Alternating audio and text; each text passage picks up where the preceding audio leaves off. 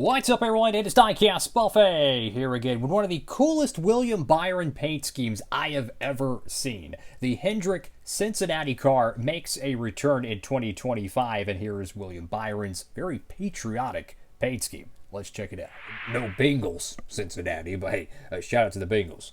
Fan of them. But anyways, we have the Cincinnati paint scheme, which they've been around with Hendrick Motorsports and actually saw some success in 2020 when Alex Bowman, they're going to go back to the 88 car, won one of the final races at Fontana, which was the third to final race, I think it was, before they brought out the unfortunate bulldozers. But that's neither here or there. Anyways, we have a beautiful paint scheme here. Let's go ahead and get the diecast out of the box. And here we go, folks. Brand new out of the box, and this diecast is amazing. I mean, just look at the livery. You got the dark blue, you got the dark red.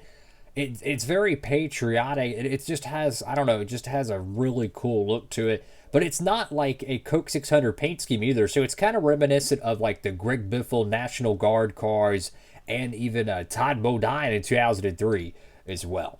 Fantastic looking car. I don't know all the races he's ran this car at, and yes, I do know the chassis is a little bit goofed up here. It's actually a really easy fix. What happened is there's this little plastic piece right here that's like the way plastic is done. Not to get off topic. Anyways, it's basically like imagine like a wire fence, right? And you have all these little plastic parts, and there's always a little bracket that you got to shave off. Well, inevitably it didn't get shaved off completely.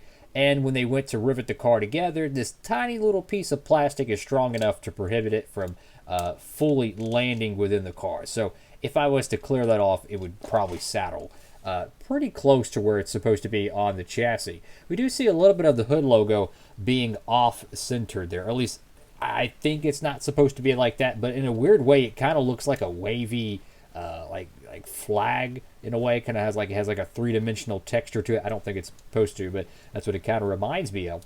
You've got Byron right there on the front windscreen. You got Cincinnati there. You're at the front of the diecast. I mean, that reminds me so much of Jimmy Johnson's 2014 car. I mean, it's, obviously it had metallic blue, but just seeing like the stars and stripes pattern on a Hendrick car definitely reminds me of that. Got Sunoco right there with the 24. Hendrick Motorsports and Sunoco once again. Go to the left side of the diecast area, the number 24 with the Cincinnati livery. And the more you look at this paint scheme, fellas, the more detail you happen to see. It's not just a standard red ribbon and a white ribbon here. There's like a little bit of a darker tone and a little bit of a gray tone as well. I love this paint scheme, like low key. Whenever I got the diecast of the diecast all, which I'm so thankful to be able to do, by the way. I was hooting and hollering for this car because it's a very well done paint scheme. You got ZHP right there on the driver side of the panel. Exalta, there we go.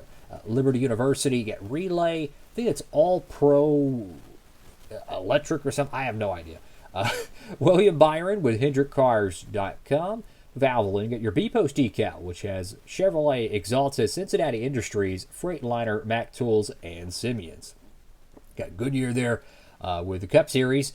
It's going to be pretty interesting seeing all these diecasts now be plastic chassis shifting over to diecast chassis. And let me tell you, the wheels, the rubber tires for the next-gen car, oh my goodness, the possibilities are endless. If you want to do a diecast stop motion, you see how the car's tilted right here. You know what it reminds me of? If it was on a pit stop, like if this was a diecast chassis one, you could take the tire off, like they're jacking the car up and fixing it or something. Like you could do all kinds of cool little shop dioramas. There's a lot of great late 90s, early 2000s diorama stuff that actually got produced like in the Winter Circle line. Pit stops, little garage stalls. You could buy one of those things on the low and you could customize it till the cows come home, buy you a brand new next-gen car, boom, you got yourself a really cool diorama for your diecast, collection. That's the cool thing. You kind of mix a little bit of the old, a little bit of the new, and a little bit of creativity to go along with it. You got lasers, press brakes, and shears. That sounds very scientific. Got Chevrolet right there with its Cincinnati badge, or not badge, but the logo there. Low key, I really like that dark shade of red. That looks really cool. Kind of reminds me of the Martinsville cars from 2024. And again, I know the chassis is not flush there. This happens when you have this little plastic piece.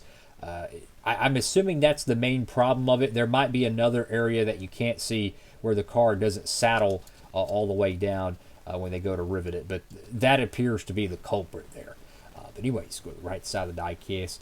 Fantastic looking car. I do think that, you know, maybe they could have done the numbers yellow. I don't know why, but I'm a sucker for day glow numbers on the Hendrick cars. But low key, I don't know if it would have worked with this paint scheme. Go to the top of the diecast. You have the red 24 right there on the roof. That's a rare 24, by the way. I can barely think of any paint schemes that ever had a red 24. Maybe the Liberty University roof number. I could be tripping on that back in, what is it, 2018, 2019.